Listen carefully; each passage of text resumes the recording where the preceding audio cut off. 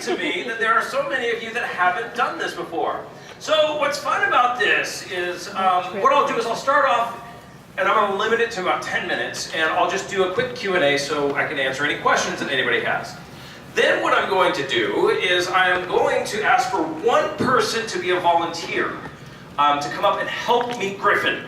You're already it, because you won last year. So we're going to take last year's winner, and he is going to help decide and pick people to come up and voice act. So what I have up here is I've got a series of scripts, and I'm going to call up 2 people at a time to come up, and you're going to have the script for 30 seconds, a minute. I'll do a lightning round of questions while you guys are studying your scripts.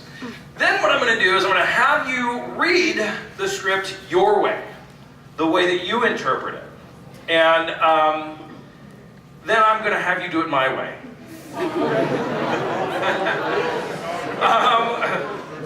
Which is awesome.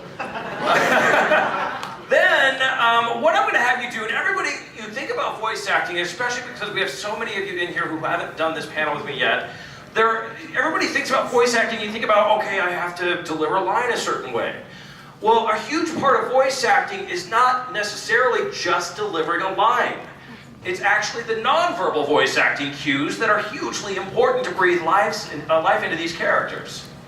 And the nonverbal voice acting cues are all of the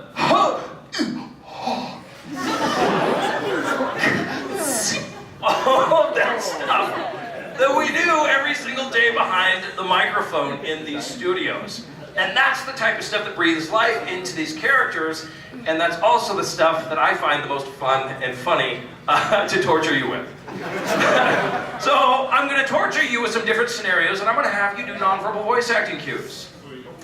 And then we all in here have played video games and watched a lot of anime, right? So one of the most important things that you do as a voice actor in acting in these properties is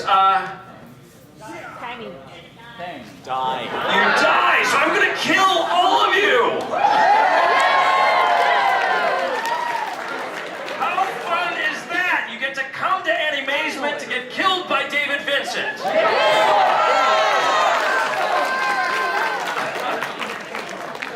Awesome, and then what I'll do is I like to make it a little contest, so I'm gonna try and get up as many, because we only have an hour, and this hour will fly by, trust me.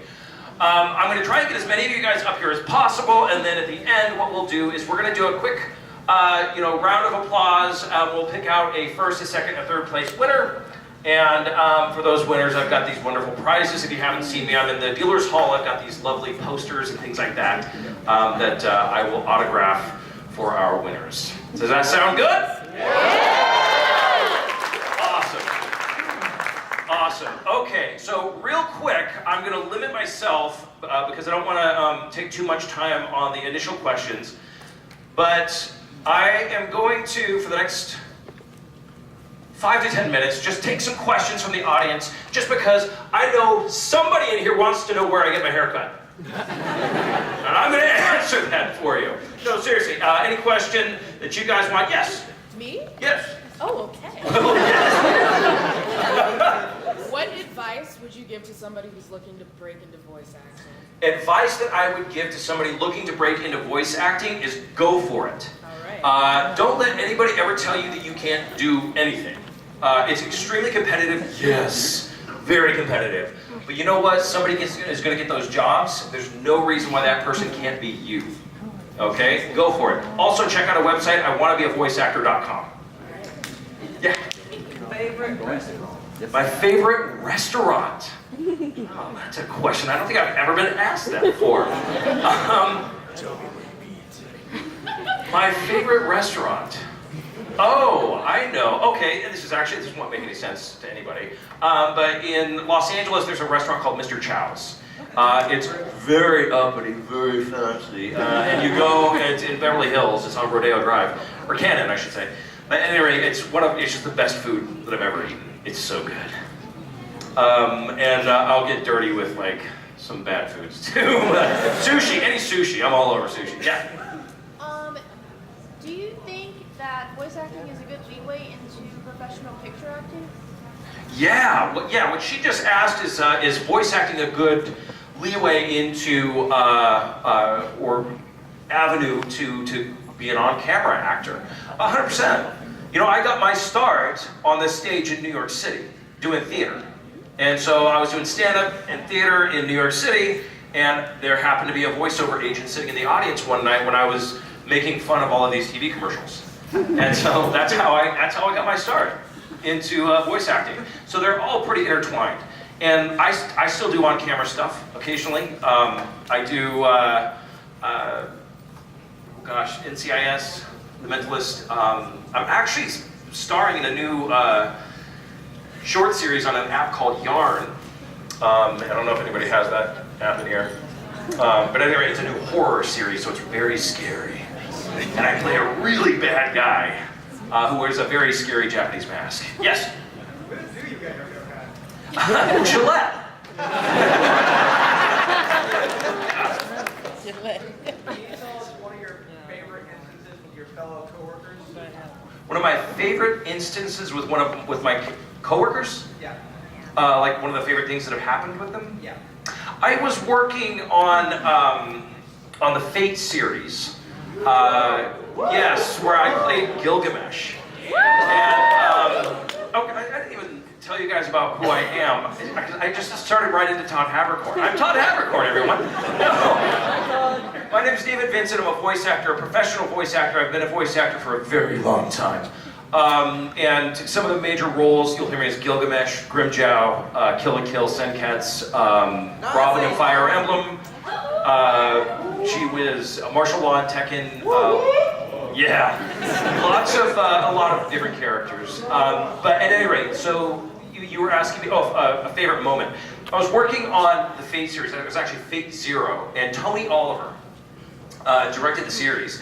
And he was like a kid in a candy store because he was so excited to work on this project. And the project, because to be honest with you, I didn't know that much about it at the time that I got cast. And so he was so excited, and his enthusiasm for that show really just bled over to me, and I was like, oh my God. And then I fell in love with the series, and obviously, I mean, Gilgamesh is one of my favorite characters I've ever played, so. Working with Tony on that, and Hiroe Tsukamoto is one of the head producers over at Aniplex, and she's just a joy to work with. So that project sticks out in my mind. All the way in the back. Hey, also, nice to see you again. The last time I met you was at ALA back in 2016? 15 or 16, yeah. Yeah. Yeah, well, good to see ya. Yeah, I had you sign the Saber Tiger figure. Oh, very cool. Yeah, Oh my God. I would say probably because it's one of the most important things that I kind of talk a lot about with my voice actor experience. That's a YouTube. What material that isn't anime do you often look at? So anything with high amounts of dialogue. So movies like anything by Quentin Tarantino. One of my favorite is The Judgment, Robert Downey Jr., Robert Duvall, Right. Billy Bob Thornton. And so what would you say is good material to look at if you're not looking at classes? You know what I would do, and I was just talking with a wonderful woman about this in the dealer's hall, but audiobooks. If you want to be a voice actor, right? Is that what you're talking about? So yeah, I mean, if you're looking at different material and you want to practice your chops as an actor, audiobooks. I mean, that is, you're acting, that's voice acting. You're bringing those characters to life. And you're gonna be behind the microphone for a long time because you're reading a whole book. So, I mean, that's fantastic. Yeah. Yeah. So I'm not sure if you know the answer to this question, but why is it that pretty much every single anime has those nonverbal tics, the thing? Why do they have that? Yeah, like what's the purpose of that? The purpose, I mean, of the nonverbal, and I'll get into it, the Standard 102, my all-time favorite. But what that is, those nonverbal tics and cues and things like that, that's just pushing the animation and the story forward. There are so many times when you're telling a story that you don't necessarily, especially if a character is doing some kind of an action, like looking up or noticing something or those types of things, that it helps to tell the story by giving it a little vocalization, if that makes sense. Yeah, that makes sense. Yeah. You talked about your favorite time, but what was your least favorite? My least favorite time? I was working on a video game, and it was one of those big, AAA titles and Spec Ops, I think it was, or something along those lines. And I had literally, I was supposed to play an elf the next day, and I lost the job because I had screamed my lungs out, and the director wasn't listening to me when I told him, I'm like, look, man, I'm gonna lose my voice. This isn't working for me. And he's just like, no, keep it going. I love it. It's great. And so I wanted to lose the job next day. So that was a royal pain in the you-know-what. Yeah? Two questions. Yeah. One, are we going to listen to his demo reel Yes. before or after the... You know what? Before we get started, I'll have Griffin come up here, and we're going to listen to Griffin's demo reel. How cool is that? So Griffin is our winner from last year, and has put together his demo reel. Oh wait, you texted it to me, or you emailed it to me. Yes. Okay, so I got it. So we're going to listen to you. I'll call you up here. And yes. And the second question is, how important is improv to voice acting? Improv is important in any type of performance that you do. You can have, if you're doing anime or video games specifically, you're not going to have a ton of room for improv. Usually it's timed and written away for a very specific reason. But if you're doing radio commercials, they encourage you to riff, which is fun. And sometimes those radio commercials, which we all fast forward and turn the channel, but sometimes those radio commercials can be a lot of fun to work on as an actor, just because you get to be kind of crazy and ad-lib. Elsa. So, which character out of all the characters you voiced in the past is your most favorite? My most favorite character? You've all heard me say this, all the ones that I get paid for. I honestly, it's so hard to choose just one because there's so many that I just love. I love Grimjow. It's one of my all-time favorite characters that I've ever done. Such a great series. I love Gilgamesh, I just mentioned that. Robin, I get to have my own, tagline or catchphrase, which is great. And then one that's near and dear to me is Martial Law from Tekken, just because I was such a huge Bruce Lee fan when I was growing up, and so getting to play him was kind of a dream come true for me. That was exciting. Thank you very much. I'll tell you a funny story. You've heard this a million times, but this is something I have to tell you. This is because it's martial law and because it's so near and dear to my heart. This is a funny story about Tekken. When I first got cast, it's martial law is based on Bruce Lee, my childhood hero. So when I was a kid, I was woo, and I go to the session to go and record, and I've done this so long that I don't get nervous anymore. I just get up and I do it. And so I was in the booth, and the director's looking at me, and there's all these producers had come over from Japan. And so, because it was martial law, I kind of got a little bit nervous. And the director looks at me and she's like, okay, David, are you ready? And I said, yes.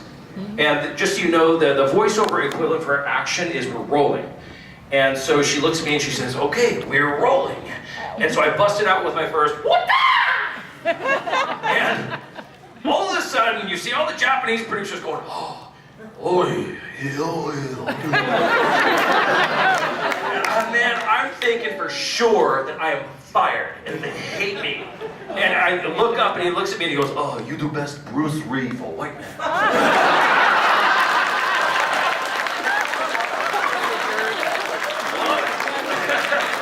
was very excited. All right, I'm going to take one or two more questions and then let's get started. Yes. Oh, in back, yes. You know, get the hat. What's your favorite anime? My favorite anime? The ones that I star in! Cowboy Bebop is a great one. I